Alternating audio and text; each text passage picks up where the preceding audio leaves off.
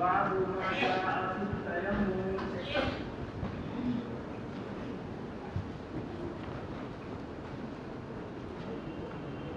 اس باب میں مسئلہ یہ ہے کہ تیمم میں ایک ضربہ ہے یا دو ضربے، اور ہاتھوں پر مسح نصفین گٹوں تک ہے یا مرفقین تک. اس بات میں جو مسئلہ ہے، ارے کیوں سبق کے پیچھے میں آگے پریشان کرتے ہو؟ کیوں سبق کے پیچھے پریشان؟ کہ تیمم میں ایک ضربہ ہے یا دو ضربے، اور ہاتھوں پر مسح نصفین تک ہے یا کفین تک. امام احمد رحمہ اللہ اور اسحاق بن راہوی یہ دونوں حضرات فرماتے ہیں کہ تیمم میں ایک ضربہ ہے اور مسح نصفین تک ہے، اور ائمہ ثلاثہ فرماتے ہیں کہ دو ضربے ہیں اور ہاتھوں پر مسح مرفقین تک ہے. امام احمد اور اسحاق بن راہوی کے نزدیک تیمم کرنے کا طریقہ یہ ہے، ہاتھ مارا،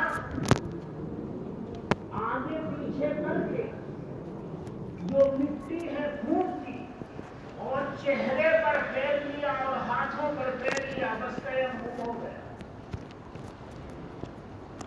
صرف ایک ضربہ اور ہاتھوں پر یہاں تک پھیر لینا ہے، تیمم ہو گیا. اور ائمہ ثلاثہ کے یہاں دو ضربے ہیں. پہلے ضربے میں ہاتھ مار کر آگے پیچھے کر کے مٹی کو پھونک کر چہرے پر پھیرا جائے گا. پھر دوسرا ضربہ ہوگا، اسی طرح ہاتھ مار کر مٹی کو پھونک کر مرفقین تک مسح کیا جائے گا. غرض امام احمد اور امام اسحاق کے نزدیک ایک ضربہ ہے اور ہاتھوں پر مسح ہے نصفین تک، اور ائمہ ثلاثہ کے نزدیک دو ضربے ہیں اور ہاتھوں پر مسح ہے مرفقین تک. اس کے بعد جاننا چاہیے کہ باب میں 3 روایتیں ہیں، 2 روایتیں یہاں ہیں اور ایک روایت طبرانی ہے. ایک روایت حضرت عمار بن یاسر کی ہے، وہ فرماتے ہیں کہ ہم نے رسول اللہ صلی اللہ علیہ وسلم کی موجودگی میں ہاتھوں پر آباد اور مناکب تک مسح کیا. یہ مناکب اور یہ آباد بغل ہم نے حضور کی موجودگی میں ہاتھوں پر مسح کیا، آباد اور مناکب تک. ایک روایت حضرت عمار کی ہے، اور دوسری روایت حضرت عمار ہی کی یہ ہے. امرہ بالتیمم للوجہ والکفین، حضور اکرم صلی اللہ علیہ وسلم نے ان کو تیمم میں چہرے پر اور کفین پر مسح کرنے کا حکم دیا. چہرے پر اور کفین پر مسح کرنے کا حکم دیا. یہ دوسری روایت ہے. یہ 2 روایتیں تو بعد میں، اور تیسری روایت طبرانی میں حضور اکرم صلی اللہ علیہ وسلم کا ارشاد ہے، للتیمم ضربتان، ضربۃ للوجہ وضربۃ للیدین الی المرفقین. تیمم میں 2 ضربے ہیں، ایک ضربہ چہرے کے لیے ہے اور دوسرا چہرہ ہاتھوں کے لیے ہے مرفقین تک. للتیمم ضربتان ضربۃ للوجہ وضربۃ للیدین الی المرفقین. یہ 3 روایتیں ہیں. امام احمد اور اسحاق بن راہوئی نے حضرت عمار کی حدیث جو میں نے نمبر 2 پر سنائی ہے اس پر مسئلے کا مدار رکھا ہے، اس لیے کہ وہ اصح ما فی الباب ہے. میں پہلے بھی بتلا چکا ہوں، اگر کسی بات میں متعدد روایات ہوں تو ائمہ ثلاثہ عام طور پر جو اصح ما فی الباب روایت ہے، سب سے اچھی روایت ہے، اس پر مسئلے کا مدار رکھتے ہیں اور باقی روایتوں سے صرف نظر کرتے ہیں.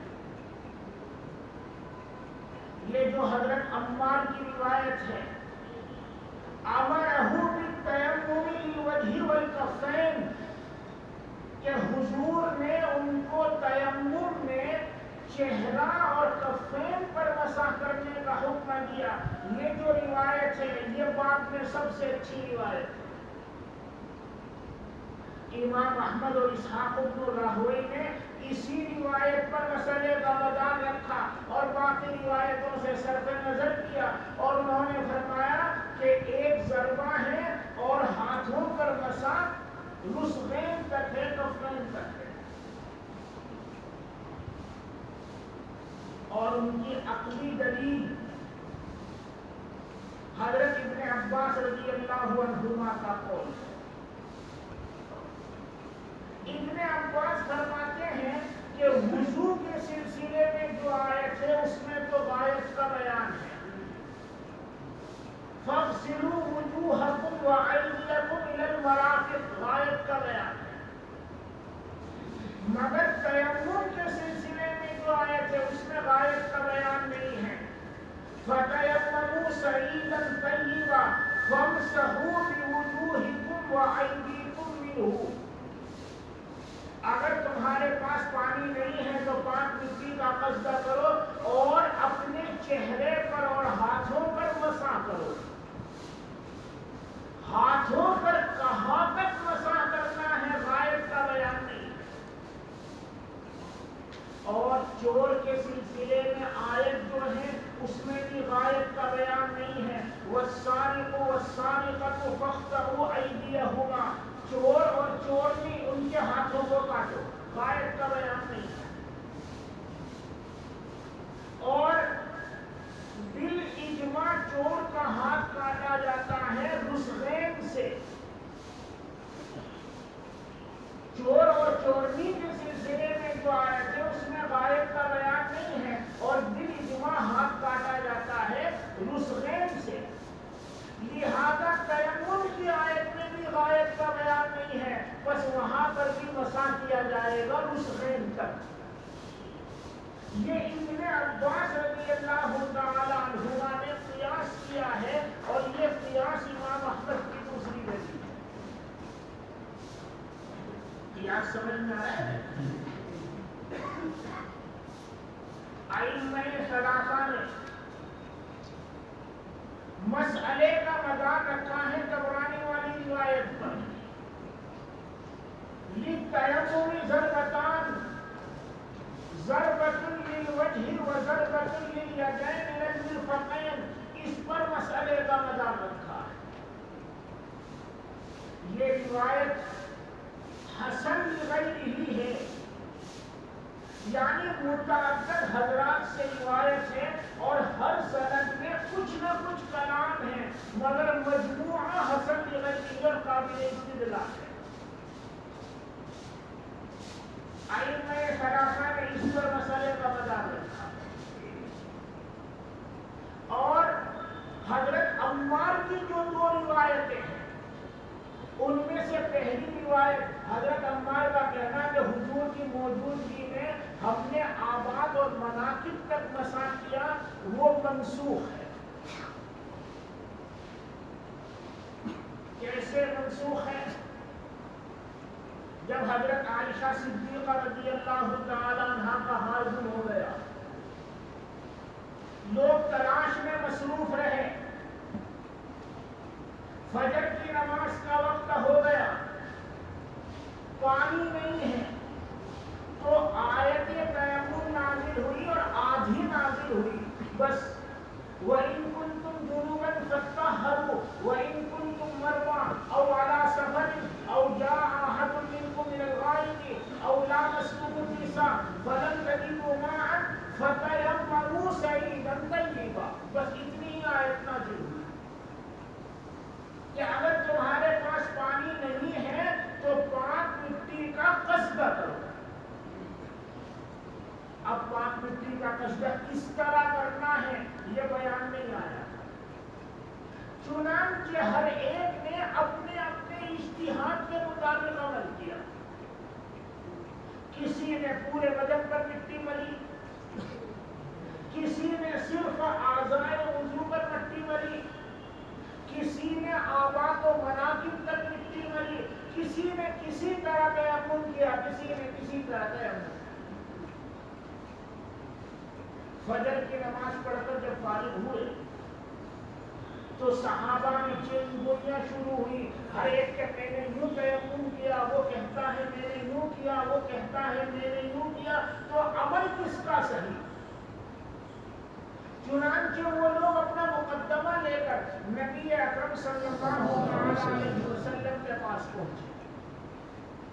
اس موقع پر اگلا ٹکڑا نازل ہوا، فَامْسَحُوا بِوُجُوهِكُمْ وَأَيْدِيكُمْ مِنْهُ، یہ ٹکڑا اب نازل ہوا کہ پاک مٹی کا قصدہ کس طرح کرنا ہے، چہرے پر مسح کرو اور ہاتھ پر مسح کرو۔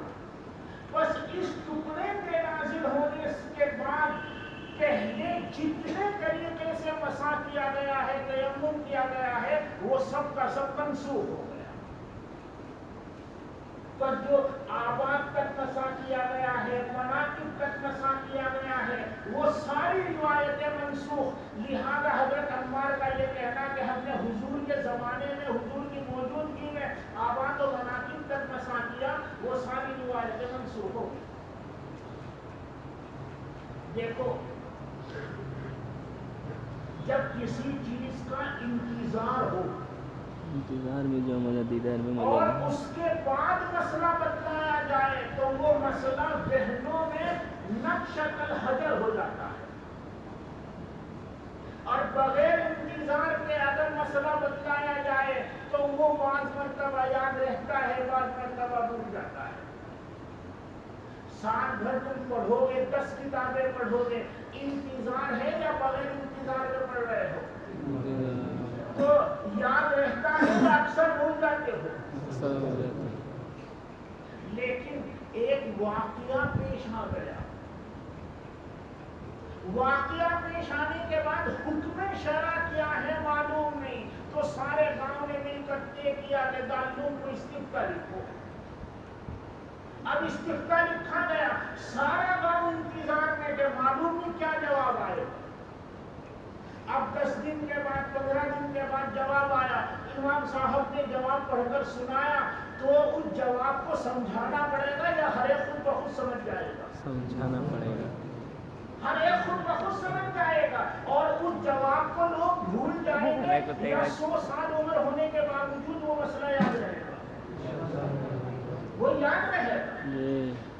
اسی مقصد سے اللہ تعالیٰ نے جب آیت تیمم نازل کی تو آدھی آیت نازل کی فَتَيَمَّمُوا صَعِيدًا طَيِّبًا۔ اب جب لوگوں میں اختلافات ہوئے، اپنے اپنے طور پر لوگوں نے تیمم کیے، پھر آپس میں باہم نزاع ہوا، حضور سے مسئلہ پوچھا، ہر ایک منتظر ہے کہ صحیح کس کا، اور اگلا ٹکڑا آیت نازل ہوا فَامْسَحُوا بِوُجُوهِكُمْ وَأَيْدِيكُمْ مِنْهُ، تو تیمم سکھلانا پڑا یا ہر ایک بغیر سکھلائے سیکھ گیا؟ ہر ایک بغیر سکھلائے سیکھ گیا، اور مسئلہ جو ہے وہ ذہنوں میں نقش الحجر ہو گیا، بیٹھ گیا اچھی طرح۔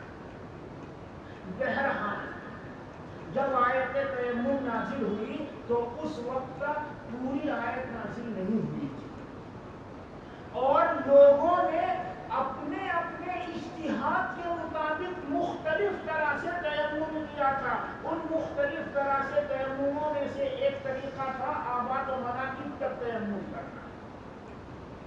پھر جب آیت نازل ہوئی فَامْسَحُوا بِوُجُوهِكُمْ وَأَيْدِيكُمْ مِنْهُ، تو وہ جتنی روایتیں ہیں جس میں لوگوں نے مختلف طرح سے تیمم کیا ہے وہ تمام روایتیں منسوخ ہو گئی. لہذا حضرت عمار کی وہ روایت جس میں وہ یہ کہہ رہے ہیں کہ ہم نے حضور کی موجودگی میں آباد و مناکب تک تیمم کیا، وہ روایت بھی منسوخ ہو گئی. اس روایت کا تو یہ جواب. اور دوسری روایت جو اصح ما فی الباب ہے، جس پر امام احمد وغیرہ نے مسئلے کا مدار رکھا ہے، جس میں حضرت عمار بن یاسر کہہ رہے ہیں کہ حضور نے مجھے چہرے پر اور ہاتھوں پر مسح کرنے کا حکم دیا. اس کا جواب یہ ہے کہ اس میں حضور اکرم صلی اللہ علیہ وسلم نے مسح کا طریقہ نہیں سکھلایا ہے بلکہ معہود مسح کی طرف اشارہ کیا ہے. مسح کا طریقہ نہیں سکھلایا بلکہ معہود مسح کی طرف اشارہ کیا ہے. پورا واقعہ میں تمہیں پہلے بھی سنا چکا ہوں اور بخاری وغیرہ میں پڑھو گی. حضرت عمر اور عمار بن یاسر دونوں حضرات اونٹ چرانے کے لیے گئے. دوپہر میں کھانا کھانے کے بعد دونوں نے قیلولہ کیا ہے. اتفاق سے دونوں کو احتلام ہو گیا. حضرت عمر رضی اللہ تعالی عنہ نے نماز قضا کی اور حضرت عمار نے تیمم کر کے نماز پڑھی اور انہوں نے اجتہاد کیا. انہوں نے یہ سمجھا کہ غسل میں پورے بدن پر پانی بہایا جاتا ہے، لہذا غسل کے تیمم میں پورے بدن پر مٹی ملنی ہوگی. بس وہ کہتے ہیں گھوڑے کے لوٹ لگانے کی طرح میں نے زمین میں لوٹ لگا اور نماز پڑھی. جب دونوں حضرات شام میں نبی اکرم صلی اللہ علیہ وسلم کے پاس حاضر ہوئے اور اپنا واقعہ بیان کیا تو حضور اکرم صلی اللہ علیہ وسلم نے حضرت عمار کی تصدیق فرمائی کہ تم نے ٹھیک کیا اور یوں فرمایا حسبو کا، بس اتنا اشارہ کیا ہے حسبو کا. اب بتلاؤ یہ تیمم سکھلایا جا رہا ہے یا جو وہ تیمم جانتے ہیں وضو کا اس کی طرف اشارہ کیا جا رہا ہے؟ یعنی حضور گویا یہ فرما رہے ہیں کہ غسل کا تیمم الگ نہیں ہے، اس میں پورے بدن پر مٹی ملنی ضروری نہیں ہے، بلکہ جو تم تیمم جانتے ہو وضو کا، غسل کا بھی وہی تیمم ہے. اب ظاہر ہے آپ نے تو حسبو کا یہ کہہ کر جو ہاتھ ایک دفعہ مارا چہرے پر پھیر لیا ہے اس کو جب بیان کیا جائے گا تو فعلی روایت کو تو قولی روایت بنا کر ہی بیان کیا جائے گا. تو قولی روایت بیان، یہ جو حضور نے یوں کیا ہے یہ تیمم سکھلایا یا معہود تیمم کی طرف اشارہ ہے؟ ائمہ ثلاثہ کہتے ہیں معہود تیمم کی طرف اشارہ کیا. امام احمد کہتے ہیں یہ تیمم کرنا سکھلایا ہے اور جب تیمم کرنا سکھلایا تو ایک مرتبہ ضربہ تھا اور چہرے پر اور کفین پر ملا ہے تو انہوں نے کہا تیمم میں ایک ضربہ ہوگا اور چہرے پر اور کفین پر ملا جائے گا. اور ائمہ ثلاثہ نے کہا حضور نے یہ تیمم سکھلایا نہیں بلکہ معہود تیمم کی طرف اشارہ کیا اور اشارہ کرنے کے لیے تفسیر کی ضرورت ہوتی ہے یا محض ہلکا سا اشارہ کافی ہوتا ہے. بس یہ جو روایت ہے، اب حضور نے تو معہود طرح تیمم کی طرف اشارہ کر دیا، اس کو کسی راوی نے امر لفظ سے تعبیر کر دیا کہ حضور نے حکم دیا کہ صرف چہرے پر اور کفین پر مسح کرو، حالانکہ حضور نے کوئی حکم نہیں دیا تھا، آپ نے تو تیمم کر کے دکھایا تھا۔ اور جب روایت بالمعنی ہوتی ہے تو روایت بالمعنی میں اس طرح کا اوپر نیچے مضمون ہو ہی جاتا ہے، اور فقہا تنقیح کرتے ہیں کہ صحیح صورتحال کیا ہے۔ بہرحال امام احمد رحمہ اللہ نے جس حدیث سے استدلال کیا اس کے بارے میں ائمہ ثلاثہ کا جواب یہ ہے کہ وہ تیمم کا طریقہ نہیں ہے، بلکہ اس میں معہود تیمم کی طرف اشارہ ہے، اور مسئلے کا مدار رکھا گیا ہے اس روایت پر جو تیمم سکھلاتی ہے، جو طبرانی کی روایت ہے، للتیمم ضربتان الی آخرہ۔ اور روایت اگرچہ ضعیف ہے، مگر میں نے پہلے ہی بتلایا کہ یہ روایت متعدد صحابہ سے مروی ہے، متعدد سندوں سے مروی ہے، اور ہر سند میں چاہے کچھ نہ کچھ کلام ہو مگر مجموعہ حسن لغیرہ اور قابل استدلال ہے۔ اور ابن عباس رضی اللہ تعالی عنہما نے جو قیاس کیا ہے وہ قیاس بھی معتبر نہیں، کیوں؟ وہ نص کے مقابلے میں قیاس ہے، اور نص کے مقابلے میں جو قیاس ہوتا ہے اس کا اعتبار نہیں ہوتا۔ دیکھو نص ہے للتیمم ضربتان ضربۃ للوجہ الی آخری، نص موجود ہے کہ نہیں؟ اور نص کے مقابلے میں جو قیاس کیا جاتا ہے اس قیاس کا اعتبار نہیں۔ علاوہ ازیں وہ قیاس صحیح بھی نہیں،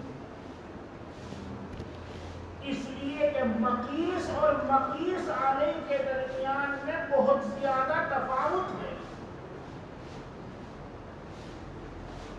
کیا تفاوت ہے؟ تیمم از قبیل عبادت ہے، اور چور کا ہاتھ کاٹنا از قبیل عقوبت ہے، سزا ہے، اور دونوں میں احتیاط چاہیے، اور عبادت میں احتیاط یہ ہے کہ زیادہ سے زیادہ کر لو۔ بھائی جب اختلاف ہوا تیمم رسغین تک ہے یا مرفقین تک ہے تو احتیاط رسغین میں ہے یا مرفقین میں ہے؟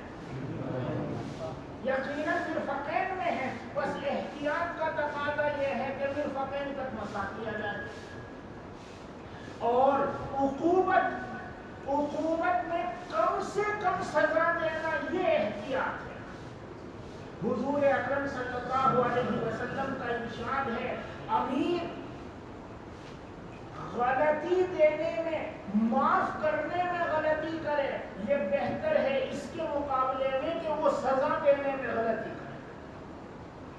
امیر معاف کرنے میں غلطی کرے یہ بہتر ہے اس کے مقابلے میں کہ سزا دینے میں غلطی کرے، یعنی سزا کو کم سے کم دینا ہے۔ بس کم سے کم سزا کیا ہے؟ آپ مرفقین سے ہاتھ نہ کاٹیں بلکہ گٹوں سے کاٹیں، یہ کم سے کم ہوا۔ بہرحال ایک عقوبت کے قبیل سے ہے جس میں کم سے کم کرنے میں احتیاط ہے، اور ایک عبادت کے قبیل سے ہے جس میں زیادہ سے زیادہ کرنے میں احتیاط ہے۔ بس مقیس اور مقیس علیہ میں جوڑ باقی نہیں رہا بلکہ تفاوت ہو گیا، اس لیے ایک کو دوسرے پر قیاس نہیں کیا جا سکتا۔ اور دوسرا جواب میں نے دیا کہ اگر اس قیاس کو لو تو بھی یہ قیاس معتبر نہیں ہے، اس لیے کہ یہ نص کے مقابلے میں قیاس ہے، اور نص کے مقابلے میں جو قیاس ہوتا ہے اس کا اعتبار نہیں ہوتا۔ اور ائمہ ثلاثہ کی عقلی دلیل اور قیاس کیا ہے وہ سنو۔ ائمہ ثلاثہ کہتے ہیں تیمم میں دو وضو، دو اعضاء ساقط ہیں، دو باقی ہیں۔ دیکھو وضو میں 4 اعضاء ہیں کہ نہیں، جس میں سے 3 عضو مغسول ہیں، 1 عضو مغسول ہے، اور تیمم میں صرف 2 عضو باقی رہ گئے، تو 2 ساقط ہیں 2 باقی ہیں۔ جو ساقط ہیں مکمل ساقط ہیں، اور جو باقی ہیں اس میں سے چہرہ مکمل باقی ہے، لہذا ہاتھ بھی مکمل باقی ہونا چاہیے۔ جو ساقط ہے وہ مکمل ساقط، اور جو باقی ہے اس میں سے چہرہ مکمل باقی ہے، بس ہاتھ بھی مکمل باقی ہونا چاہیے۔ یعنی جس طرح وضو میں مکمل ہاتھ پر مرفقین تک مسح کیا جاتا ہے، تیمم میں بھی مرفقین تک مسح ہونا چاہیے۔ یہ عقلی دلیل ہے ائمہ ثلاثہ کی جو قابل قبول ہے۔ بہرحال یہ پورے بات کا خلاصہ میں نے آپ حضرات کے سامنے بیان کیا، لمبا باب ہوا ہے، اور خلاصہ یہی نکالیں گے ان 2 حضرات کے یہاں ایک ضربہ ہے، اور نصغین تک کفین تک مسح ہے، اور 3 اماموں کے یہاں 2 ضربے ہیں اور مرفقین تک مسح ہے۔ وبه قال حدثنا أبو حفص عمرو بن علي الفلاس قال حدثنا يزيد بن زريع قال حدثنا سعيد بن قتادة عن عزرة عن سعيد بن عبد الرحمن بن أبزان أبيه عن عمار بن ياسر رضي الله عنه أن النبي صلى الله عليه وسلم أمره بالتيمم للوجه والكفين۔ یاد رکھنے کی بات یہ أمره بالتيمم، یہ فعلی روایت کو قولی روایت بنانے کے وقت میں بات کچھ کی کچھ ہو گئی ہے، ورنہ حضور نے حکم نہیں دیا تھا بلکہ تیمم کر کے دکھلایا تھا۔ وفي الباب عن عائشة وابن عباس قال أبو عيسى حديث عمار حديث حسن صحيح وقد روي عن عمار من غير وجه وهو قول غير واحد من أهل العلم من أصحاب النبي صلى الله عليه وسلم منهم علي وعمار وابن عباس وغير واحد من التابعين منهم الشعبي وعطاء ومقتول قالوا التيمم ضربة للوجه والكفين، وبه يقول أحمد وإسحاق، وقال بعض أهل العلم منهم ابن عمر وجابر وإبراهيم والحسن التيمم